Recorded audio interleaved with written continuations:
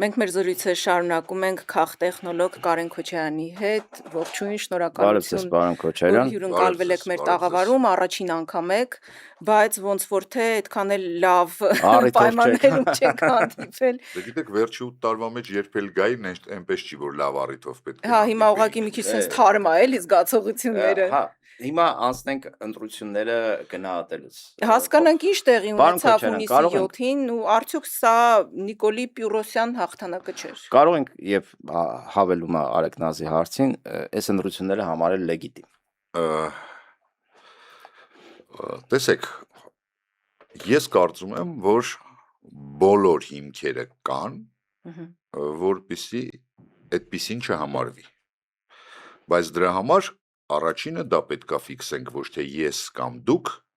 այլ քաղաքական ուժերը, մասնակից,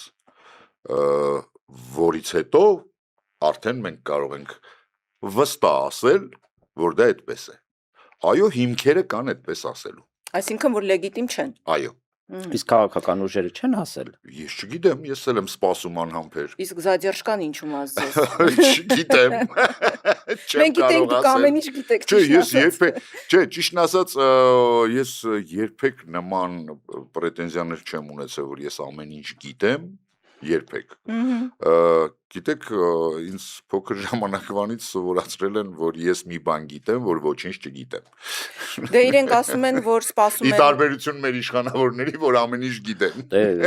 պաթոլոգիկ բան է, կլինիկական դեպք է, Հատկապես ասեմ, վերջին այս իրադարձությունները ցույց տվեցին, որ բացարձակ տիրապետում են Excel ծրագրի։ հատկապես Հովակիմյան Բայց Վահանը, մաթեմատիկա այդքան էլ լավ չգիտեն, էլի։ ուղղակի տեղ հա իրոք ասենք Excel-ի մեջ 3 հատ թիվ իրար չկարողանալ գումարել, արդեն Ինձ ամենաշատ ասենք բանը, որ դուր է եկել հետ ընտրական այդ Facebook-յան հումորներից, այդ հայտարարություններ, որ մեկը գրել էր, որ անվճար իրականացնեմ Excel-ի դասընթացներ։ մուտքագրման։ Պարոն Քոչարյան, այսպիսի մի հարց, դուք ասում եք, բոլորս էլ սպասում ենք ընդդիմադիր ուժերի պաշտոնական գնահատականի, Մայր Հայաստանի միջայլոց այդ գնահատականը Այո։ տվել է համարելով Դե նոր լսեցինք, կեղծված, այո։ ոչ լեգիտիմ, նոր լսեցինք։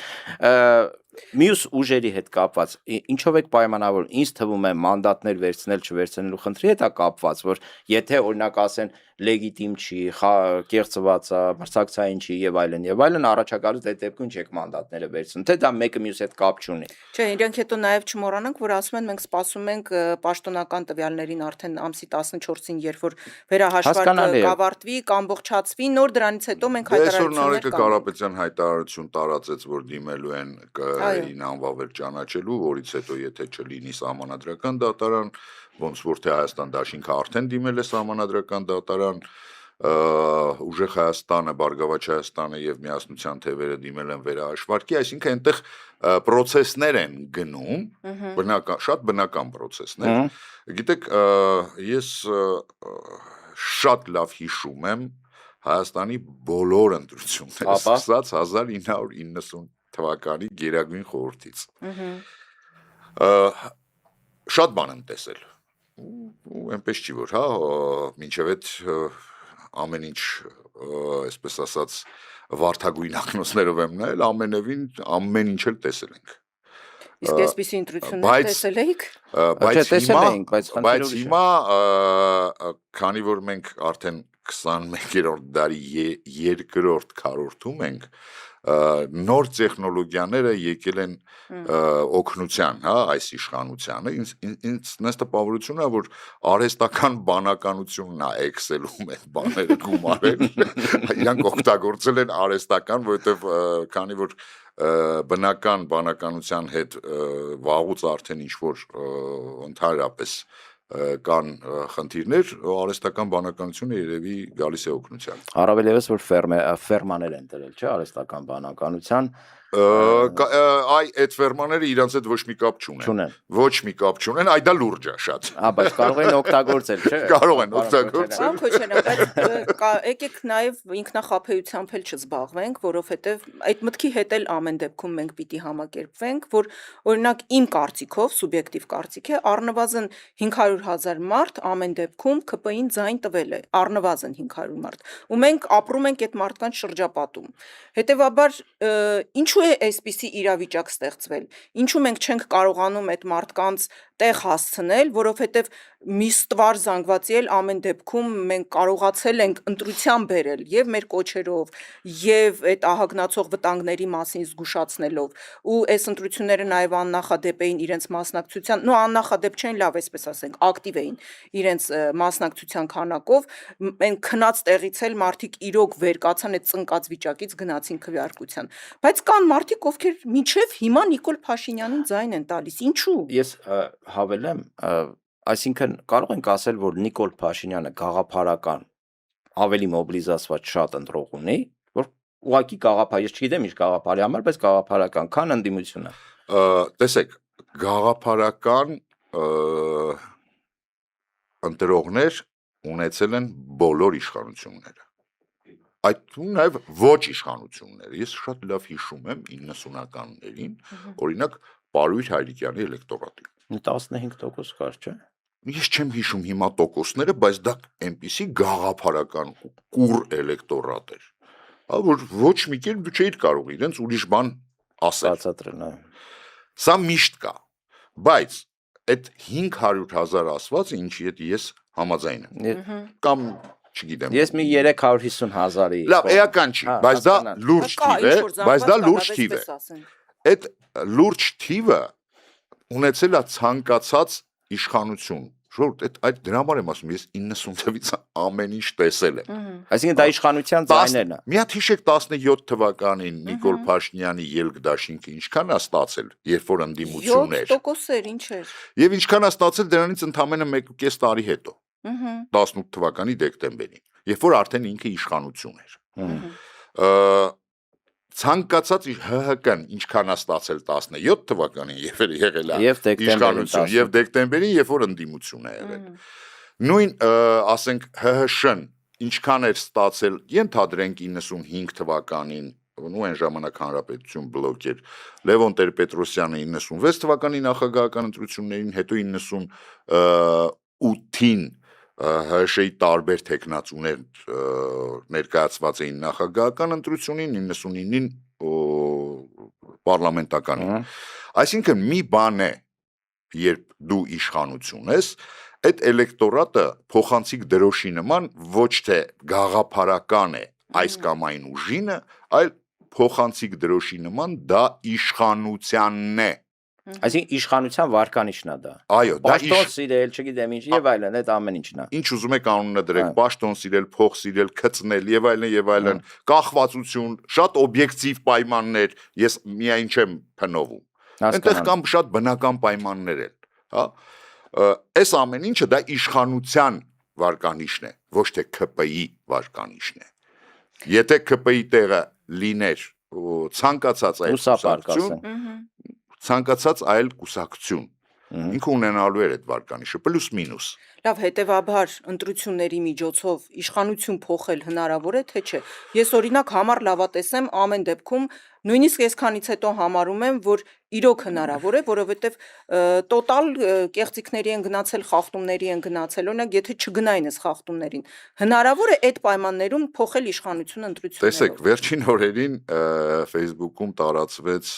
մի շատ հետաքրքիր տեսանյութ, որտեղ ընդդիմադիր Նիկոլ Փաշինյանը հարցազրույց է տալիս Պետրոս Ղազարյանին եւ այսպես ասած մետադիչկա է ներկայացնում, ինչպես պետք է գործի ընդդիմությունը ընտրությունների ժամանակ։ Իհարկե հնարավոր է, բայց հնարավոր է զուգորդելով այն գործողությունները, որի մասին պատմում է ընդդիմադիր Նիկոլ Փաշինյանը այդ եթերում։ Այսինքն ես հիմա կարող եք հարցնել պետք է վերցնեն, չպետք է վերցնեն, ես գտնում եմ, որ էականը դա չէ, էականը նա է, որ դա պետք է զուգորդվի այն գործողություններով, կրկնում եմ, ես չեմ ասում, որի մասին պատմել է ընդդիմադիր Նիկոլ Փաշինյանը, կետ առ կետ, քայլ առ քայլ պատմում է այդ մարդը։ Երկու կետ ասեք, պարոն։ Չէ, ես չեմ ուզում, թող բացեն, նայեն մեր ընդդիմադիրները, թող բացեն եւ կետ առ կետ, քայլ առ քայլ նայեն ինչա պետք անել։ Որի մեջ մտնում է նաեւ փողոցը։ Հենց փողոցն էլ մտնում է։ Հիմա փողոցի գեներացիան չլինելը, թե նախընտրական շրջանում, թե դրանից հետո հանրահավաքները չեն հաշվում, դա կարող ենք ստրատեգիական կամ տակտիկական սխալ գնահատել։ Ես հենց այդպես էլ գնահատել եմ եւ չեմ թաքցրել դրա մասին, որովհետեւ հաշվի առնելով այն բազմաթիվ ընտրությունները, որը մենք տեսել ենք, տեսեք, խնդիրը այն չի, որ գեներացնեն թե չեն գեներացնի, կամ եթե գեներացնեն, դա ինչ կտա, տեսել ենք վերջի 6 տարին։ Խնդիրը իսկ հետո էֆեկտիվությունը այդ գեներացվածի ինչպես կօգտագործես։ Կապիտալիզացիան, այսինքն։ Կգնաս կաղոթես, թե կգնաս ֆանարիկներով բան կանես, թե կգնաս կնստես, թե կհասնես քո ուզածին։ Դե այդ բոլոր տարբերակները հնարավոր են, միջև չես սկսել։ Այսինքն խնդիրը նրանում չի, որ դա էլ ենք փորձը հնարավոր չի։ Ոչ թե փորձը հնարավոր չի, 18 թվին փորձել են հնարավոր է եղել։ Հիմա ինչ չեմ փորձում։ Հայտա։ Այսինքն այստեղ գիտեք, ինձ համար անհասկանալի է քաղաքական ուժերի այն պահվածքը, որ դա հնարավոր չի, արդեն փորձել ենք։ Մի անգամ փորձել ես չի ստացվել, երկրորդ անգամ փորձի։ Նույն Նիկոլ Փաշինյանը 2007 թվից իմպիչմենտով պայքարել է։ Ու շատ ցածր տոկոսներ ստանալով, յուրաքանչյուր ընտրությունների մասնակցելով եւ այլն եւ այլն։ Ես հիշում եմ, որ իրենց հավաքներին նույնիսկ այնքան քիչ մարդիկ էին հավաքվում, որ ստիպված մի հատ էլ մեքենա էին դիմացից դրել, որ գնար, մի քիչ բան էլի, սենց հոսք մարդաշատություն ցույց որ տային էլ, մի քիչ ավելի երկար ծավալուն լիներ իրենց երթը։ Այդ հասկանալի օրինակ Գյումրու ընտրությունների 1%-ից պակաս էին հավաքել 17 թվականին, բայց դրանից հետո ասենք հավաքեցին հազարավոր ձայներ, դա խնդիրը դա չի։ Պարոն Քոչարյան, լավ, այդ դեպքում հարց է առաջանում, հա, շատերի մոտ հարց կառաջանա, իմիջիայլոց նույն տեխնոլոգիայով 12 թվականին Բիձին Այգվանեշվիլին եկավ իշխանության, իմիջիայլոց Սաակաշվիլու իշխանությունը պակաս ավտորիտար չէր, պակաս չէր տիրապետում։ Դες դրա վրա էլ եթե հիշում եք ինչը տրիգեր դառավ Վրաստանում, խոշտանգումներ եւ այլն եւ այլն։ Այո։ Բայց հավաքեցին մարդկանց, եթե չեմ ասում 40,000 մարդ հենց գիշերը հավաքել էին, ասին եթե կեղծես, վատ կլինի։ Այո։ Նույն Նիկոլ Փաշինյանը դրա մասին պատմում է իր բերանով։ Այսինքն կարծում եք, որ այդ ընտրության գիշերը, որ Նիկոլ Փաշինյանը ժամը 2-ին էր, քանիսին էր շտաբ ասուլիսը հրավիրեց, դեռ հաշվարկը ընթանում էր, ընդդիմությունը իր պատասխան գործողություններ պիտի իրականացներ, օրինակ կոչ աներ մարդկանց հավաքվել կենտրոնական ընտրական ազգանունի մոտ։ Կոչ պետք է աներ, դրա օրինակը եղել է 96 թվականի նախագահական ընտրություններին։ Արա Սահակյանի գլուխը Չէ, այդ խոսքը դրա մասին չէ։ Խոսքը մինչև այդ գործողությունները նրա մասին էր, որ Վազգեն Մանուկյանի շտաբը ալտերնատիվ կհստեղծեց հրապարակում, ազատության հրապարակում, հաշվում էին, որտեղ ամեն ընտրատարածքից գալիս էր թիվը, գումարվում, գալիս էր դրա մասին բարձրաձայնվում, այսինքն գնում էր զուգահեռ հաշվարկ։ Բայց արդյունք տվեց։ Այսինքն դեռ մինչև Նիկոլ Փաշինյանի ժամը 2-ի հայտարարությունը դա պետք է արվեր երեկոյան ժամը 8-ից, երբ փակվում էին ընտրատարածքները։ Եվ արդեն պարզ էր, որ պետք է հաշվարկների արդյունքները արդեն կամաց գան։ Բայց արդյունք տվեց այդ գործողությունը։ Իհարկե արդյունք տվեց։ Այլ հարց է հետո ինչպես դա կարողացան նյութականացնել կամ չնյութականացնել։ Այլ հարց է, բայց լեցուն հրապարակ էր այդ ժամանակ։ Այո, բանի փողոցի գեներացիա եղավ շատ հզոր։ Այսինքն կարող են հրապարակում ուղղակի ձեր ասացի նման դնել, հաշվել, այլ ընտրանքային հաշվարկ տանել էկրանների վրա։ Այսօրվա հանդիմությունը այդ հնարավորությունը ունի, դնի մեծ օրինակ մոնիտոր հրապարակում։ Մարդիկ հավաքվեն, ժամանակակից տեխնոլոգիաները մեզնան օգնեն։ Այդ դեպքում իմ մոտ բան առաջացավ էլի, այդպես միտք, հենց այդ ասուլիսի ժամ, ասուլիսի էլ չի, մի 2 րոպեանոց ելույթ էր Նիկոլ Փաշինյանը, հելավ այդ 2 րոպեի մեջ տեղավորեց, որ սրան անստացնելու կզսնելու է։ Կարող է դա ինչ որ մեսիջ էր։ Որ ինչ։ Չէ, ասեց նստացնելու եմ սրան։ Դա առաջի անգամ չէր ասում ինքը։ Ամբողջ նախընտրական շրջանում այդ 3 հոգու անունը անընդհատ տրվել է։ Հիմա էլ է տալիս։ Եթե չեմ շուտում այսօր էլ է ասել։ Դա կարող է ասենք ինչ որ փորձում է դրանով փողոցը դատարկ պահել էլ, այդպես ասեմ։ Փողոցի հոգեբանությունը լրիվ այլ է։ Այսինքն Երբ դու գեներացնում ես փողոց, փողոցին վախացնելը շատ բարդ է, խոսքերով։ Չէ, այստեղ բուն լիդերների մասին է խոսքը, էլի։ Ժամանակը ցույց կտա։ Այսինքն, չէ, դատելով Նիկոլ Փաշինյանի այդ հակումներից մարդկանց նստացնելու, էլի Անդրանիկ Թևանյանին հիշեցի, ընդրաշավի կեսից մարդն տարավ այս բանով ամբագորգոր գործով նստացրեց, ու ասենք հերու չի իրանից, էլի որ անկապ ինչ-որ մի հատ թեմայով բռնի նստացնի, էլի դա ամենևին հերու խոչընդոտող հանգամանք է։ Չէ, դա խոչընդոտող հանգամանք չի ու դա հենց դրա համար էլ դա վախեցնող էլ չի։ Այսինքն նոր չպետք է, հա, դրա մասին էս 8 տարիա բոլորը գիտեն, 8 տարիա տեսնում են այդ բռնել, բաստողել, եւ պետք է իրան վախացնել դրանով, բայց դա արդեն չի աշխատում ինձ թվում է, էլի։ Այնուամենայնիվ դա չի որ աշխատում է։ Ես օրինակ զարմանում եմ, տեսեք, ավարտվեց ընտրությունները, չէ՞։ Ընտրությունների հետ ավարտվեց իշխանական պոպուլիզմը։ Հա, Այսօր իհարկե։ Այսօր արդեն թանկացումների մասին է խոսքը։ Այսօր ակցիզային հարկերն են թանկացրել, ծխախոտը թանկանալու է, շատ արագ։ Խմիչքը թանկանալու է, դիզվառելիքը թանկանալու է, բենզինը թանկանալու է։ Այս ավարտվել է։ Ես հատուկ ֆիքսել եմ անմիջապես ընտրությունների հաջորդ օրը պարեկները, որոնք վերջի մի քանի ամիսներին ոչ մի մեքենա չէին կանգնացնում, բավականին ինտենսիվ սկսել են կանգնացնել մեքենաները։ Ես այս էլեմենտար կենցաղային բաներից սկսած, վերջացրած,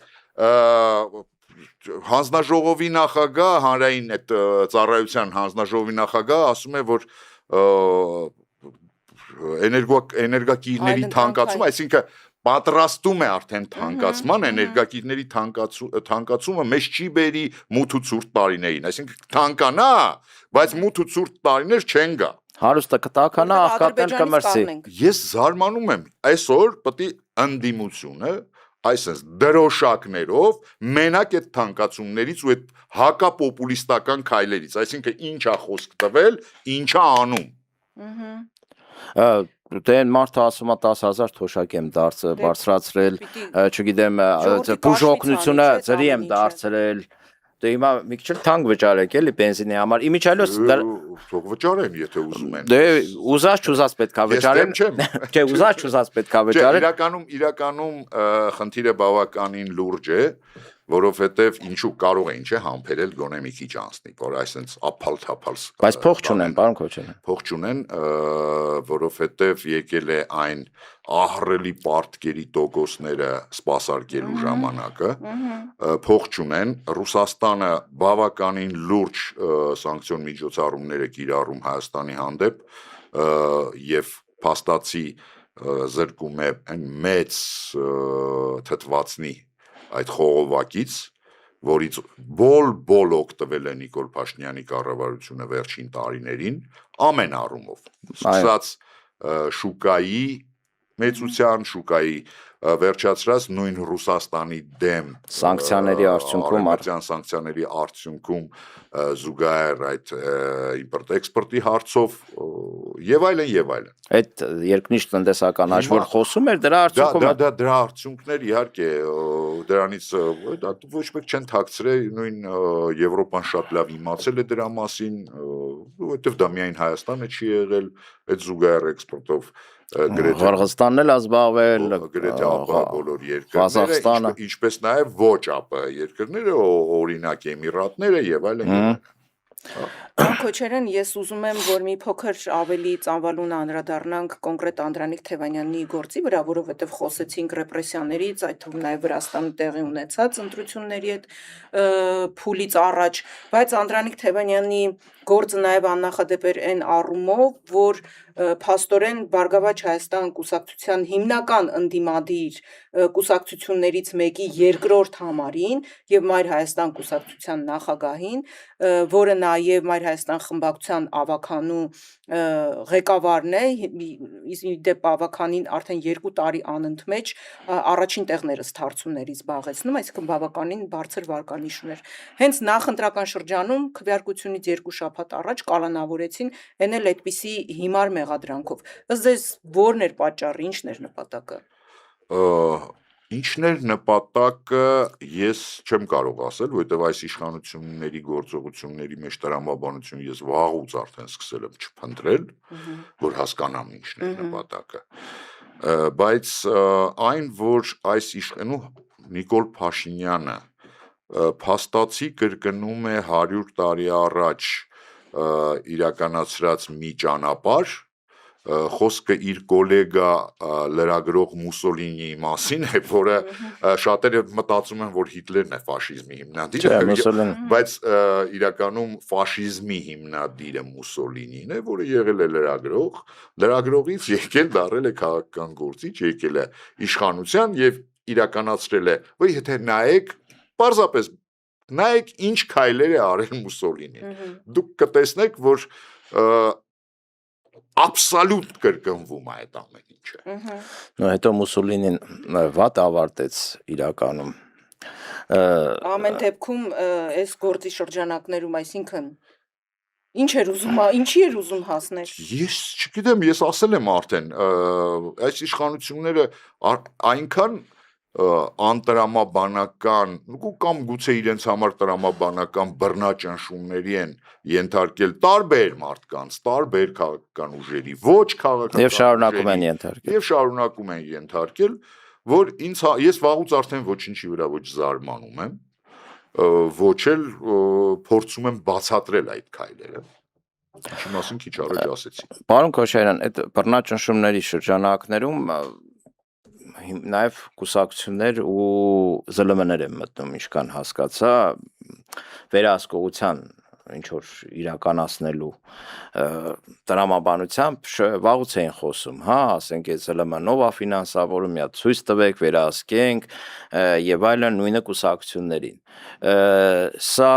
Իրենք սա բացատրում են որպես ինքնիշխանության, չգիտեմ, անվտանգության ուղղված քայլեր, բայց իրականում հասկանում ենք, թե ինչ են անում։ Միջայլոց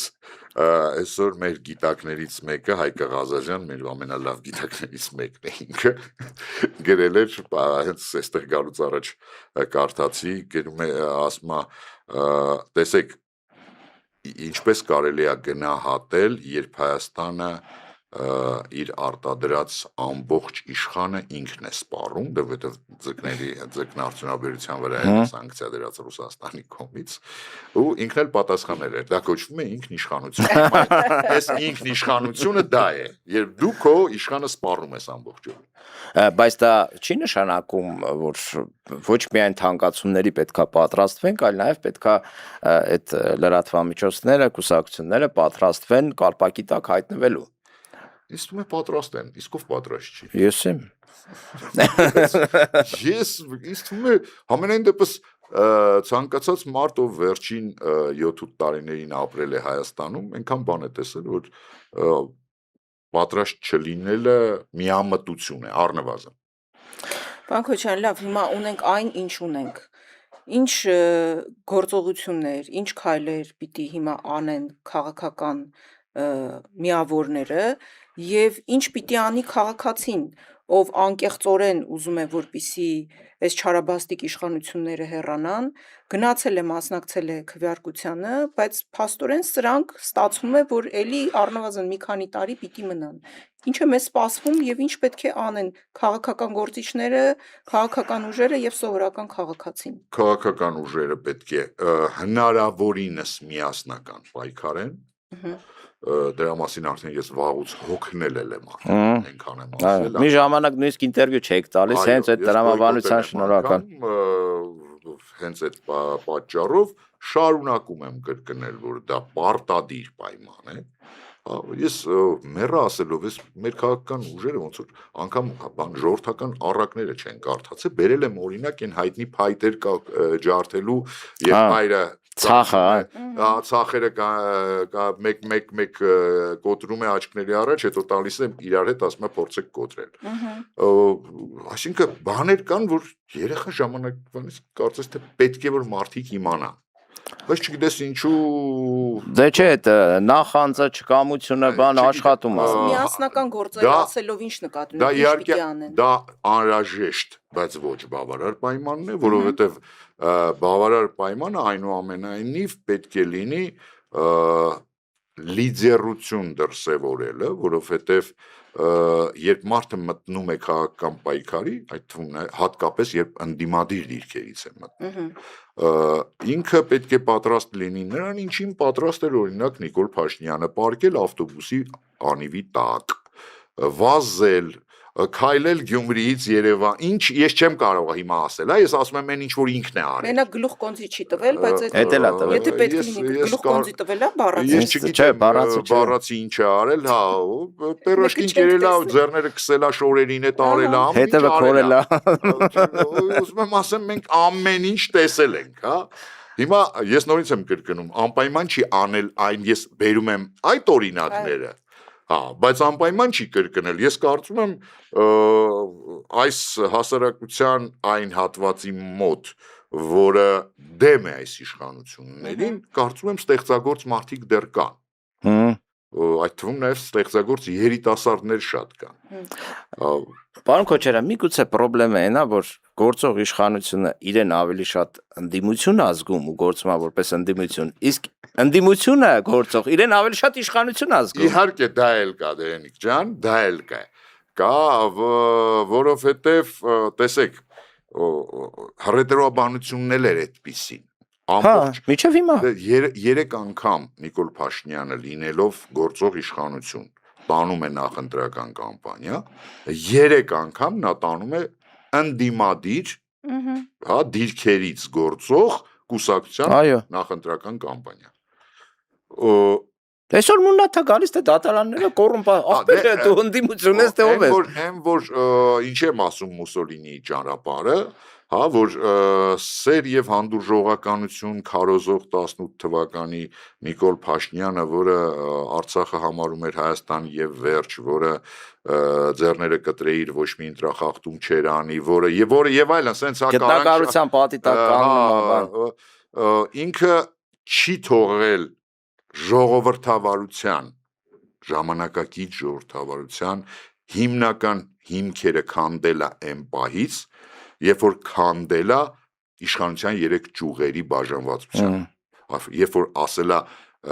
ես ուզում գլուխը թե ինչ պատով կտային դատավորը, ես ասես մի հատ պատերի տակ վնգստացող դատավոր, կա դատավոր, պատերի տակ վնգստացողը դա վիրավորանք է, բայց որ չի անի հա, չկա այդպիսի դատավոր, որ իմ հրահանգը չանի։ Հա, այսինքն, բայց դու ով ես, դու գործադիր իշխանության ղեկավար ես, դատական իշխանությունը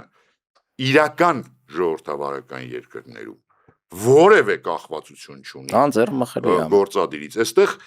ոչ կա օրենսդիր իշխանություն, ոչ կա գործադիր, ոչ կա